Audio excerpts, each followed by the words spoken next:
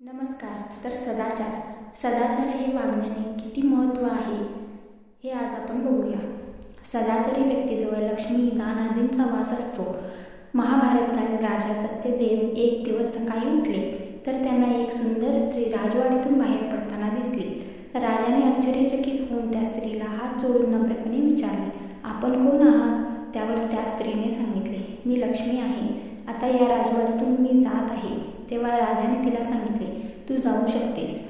लक्ष्मी बाहेर पडली. नंतर लक्ष्मीच्या पाठोपाठ एक सुंदर पुरुषाला राजवाड्याबाहेर पडताना पाहून राजाने त्यालाही विचारले, "आपण कोण आहात?"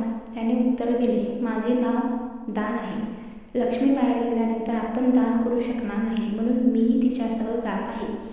राजाने सांगितले, "आपण सुद्धा राजवाडा सोडून जाऊ शकता." त्यानंतर त्याच्या पाठोपाठ तिसरा पुरुष यश निघून गेला. त्यानंतर चौथा पुरुष प्रकट झाला आणि बाहेर पडू लागला. तेव्हा राजाने त्यालाही हात जोडून नम्रपणे त्याचे नाव विचारले. तो पुरुष म्हणाला, "माझे नाव सदाचार." राजाने त्याला म्हटले, "मी तर तुझा कधीच त्याग केला नाही. तू मला सोडून का जात आहेस? तुझ्यासाठीच मी लक्ष्मी, दान आदींचा त्याग केला आहे. मी तुला जाऊ देणार नाही. तू मला सोडून गेलास तर माझे सर्वस्व जाईल." राजाचे हे बोल ऐकून सदाचार राजवाड्यातच थांबला. सदाचार बाहेर पडला नाही हे पाहून बाहेर गेलेली लक्ष्मी, दान आणि यशही परत आले. मुलांनो, सदाचाराने वागणे हेच आयुष्याचे सर्वस्व आहे. जीवनात सदाचार, नीतिमत्ता, धर्माचरण